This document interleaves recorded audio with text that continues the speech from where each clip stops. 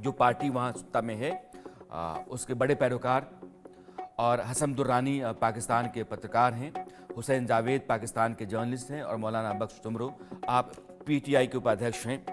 लेकिन इरशाद अहमद साहब, इमरान खान को सज़ा हो जाती है तो आपकी पार्टी को सुकून मिलता होगा, चैन पड़ता होगा, लेकिन इमरान खान की पार्टी मुल्क के भीतर मजबूत है और इमरान खान किसी तरीके से हुकूमत से समझौता करने को तैयार नहीं है, यह आपकी परेशानी का सबब है। बहुत शुक्रिया जी। मैं ये अर्ज करूंगा आपसे कि देखें, वो पंजाबी में एक है ना शेर के दुश्मन मरे थे खुशी ना करिए सजना भी मर जाना। हम कभी भी किसी की कैदो बंद पर खुश नहीं होते। हमारी पार्टी, हमारे कायद मियां मोहम्मद नवाज शरीफ साहब ने तो कहा कि आओ मिलकर के मुल्क के वसीतर मफाद में इकट्ठे हो जाएं, लेकिन चूंकि ये पार्टी पीटीआई जो है जिसके लिए आप बात कर रहे हैं, इमरान खान साहब जिसके चेयरमैन थे, आजकल कोई और है, उन्होंने माना नहीं। मुसलसल ट्राई की गई। वो ये समझते थे, वो पता नहीं किसी फैंटेसी में थे कि ये मुल्क को जलाओ गिराओ की सियासत करेंगे, लोगों को मारेंगे, हमारी इमलाक को जलाएंगे और हुकूमत को गिरा देंगे। देखिए, कुछ अर्सा पहले भी इन्होंने पहले मेरे कोर कमांडर के घर पे हमला किया, पूरी आर्मी छावनियों पे हमला करने की कोशिश करवाई, तो आप लोग ही, आप ही के चैनल चीख चीख कर कह रहे थे पाकिस्तान खत्म हो गया और पाकिस्तान खत्म हो जाएगा और कब्जा हो जाएगा पीटीआई का और उसके दहशतगर्दों का। ये बात आप लोग करते थे, मैं नहीं कर रहा हूँ। फिर इन्होंने अभी डी चौक में 2 माह पहले कब्जा करने की कोशिश की। वहां कंटेनर लगाए हुए थे, वहां हमारे मुख्तलिफ ममालिक के मेहमान आए हुए थे। ये उन कंटेनर्स पे चढ़े और इन्होंने वजीर आजम हाउस की तरफ जाने की कोशिश की, पार्लियामेंट हाउस की तरफ जाने की कोशिश की। उस वक्त भी इनको समझाया गया, बहुत प्यार और एहतराम से समझाया गया, आए मिल करके, हमारे मुल्क में मेहमान आए हुए हैं, थोड़ा दूर हट के बैठिए, आप अपना एहतजाज कीजिए, ये जमहूरी मुल्क है, पाकिस्तान है, आप पाकिस्तान की शान है, आप पाकिस्तान के लोग हैं, आप पाकिस्तान से मोहब्बत करते हैं, तो आप थोड़ा साइड पे होकर के बैठिए, हमारे मुल्क में मेहमान आए हुए हैं, हमारे मुल्क के लिए काम हो रहा है। लेकिन ये लोग नहीं माने। तो कभी कभी ऐसा होता है कि लातों की भूत बातों से नहीं मानते, उनको मनाना पड़ता है। फिर ये करप्शन के केसेस इन पे थे और हैं। जो करप्शन करता है उसको उसकी सजा अदालतें देती हैं और इदारे देते हैं। ठीक है इरशाद अहमद साहब, आपने अपनी बात इंट्रो में फरमा रहे हैं, आपने अपनी बात रखी है, यानी कि हाँ ठीक, अपने इंट्रो में एक मिनट मुझे पूरा करने दीजिए जी, एक लम्हा बोलने दीजिए। और आप अपने इंट्रो में फरमा रहे थे कि मेरी आर्मी और मेरे वज़ीर आज़म का इसमें कोई ताल्लुक है। हमारा कोई ताल्लुक नहीं है। जिन इदारों को नुकसान पहुंचाया, जहां जहां इन्होंने करप्शन की, उसकी सजाएं हमारी अदालतें, हमारे जितने भी लॉ एनफोर्सेस एजेंसी है वो पहुंचाते हैं।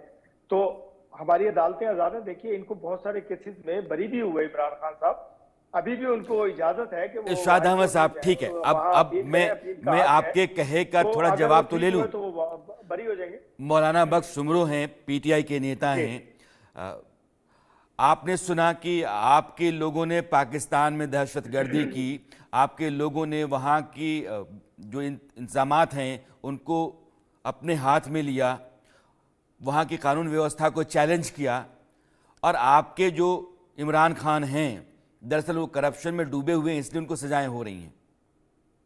मौलाना बख्श सुनो।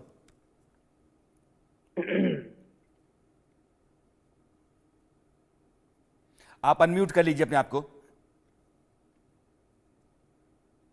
मैं बड़ा शुक्रगुजार हूं कि आपने मुझे ऑन एयर लिया है जी। और मैं ये कहता चलूंगा कि जिस तरह के इंजामात हमारे ऊपर माजी में भी लगाए गए, अब भी लगाए जा रहे हैं, मैं ये समझता हूं कि अगर कोई हमारे पे इंजाम लगा रहा होता है तो कम से कम आप लाइव आ रहे होते हैं, आपने भी 10 लोगों के सामने उठना बैठना होता है, तो जो फैक्ट है उसको सच तौर पे बयान किया जाए। मेरे भाई ने यहाँ पे अर्ज किया, देखिए हमारे मुल्क में मसला ये कि पॉलिटिकल हिपोक्रेसी है ना, वो बहुत ज्यादा हो गई है। जो जिस पार्टी से ताल्लुक रखता है वो उस पार्टी को डिफेंड करने के लिए या उस पार्टी के साथ एक अपनी लॉयल्टी शो करने के लिए अक्सर जो है वो झूठ भी बोल देता है। अब बात जो हमने एहतजाज किया था इस्लामाबाद में वो था डी चौक का। अब वजीर आजम हाउस, नेशनल असेंबली, पार्लियामेंट, ना इधर गुजरने के लिए कभी कोई ऐलान किया गया, ना कोई ऐसा कोई एजेंडा था। सिर्फ यह था कि बिल्कुल उसके पीछे वजीर आजम हाउस है और मुझे बात करने दे ना, आपने कर लिया ना बात, अब मुझे करने दे।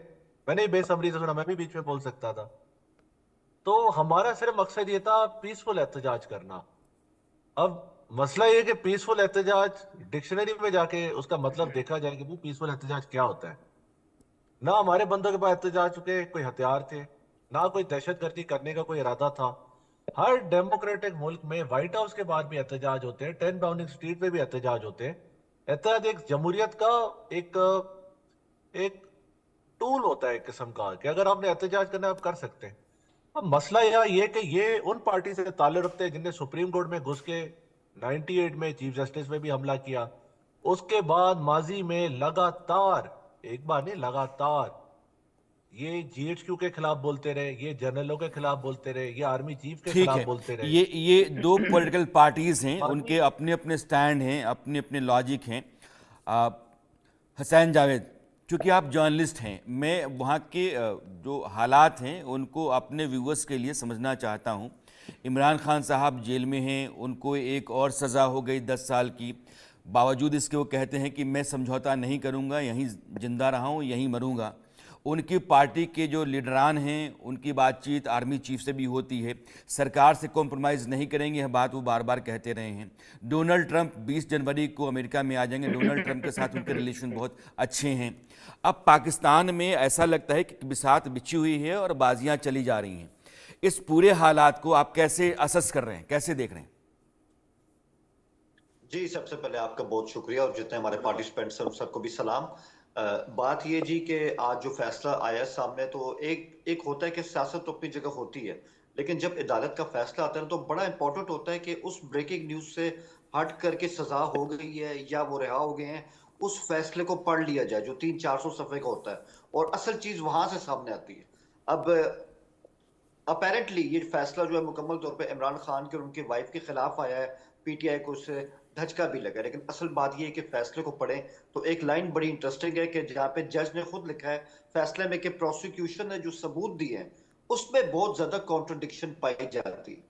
अब ये वो लाइन है, मैं आपको बताऊं कि जिसको आगे जाके इमरान खान को कहीं ना कहीं इसका फायदा हो सकता है, क्योंकि he has right of appeal, अभी भी उनके पास अपील का हक है, और ये चीज कहीं ना कहीं जाके उनको आगे फायदा दे सकती। तो इमरान खान के बारे में आज ये कहें कि वो फिनिश हो गए हैं, खत्म हो गए हैं, अब उनकी कोई बात सुनी नहीं जाएगी, ये एक वक्ती उनके लिए सेटबैक है। क्योंकि एक बात बिल्कुल सही है, पाकिस्तान में इस वक्त अगर सबसे ज्यादा कोई पॉपुलर सियासी लीडर है वो इमरान खान है, चाहे ये बात किसी को पसंद हो या ना पसंद हो, लेकिन हकीकत अपनी जगह है।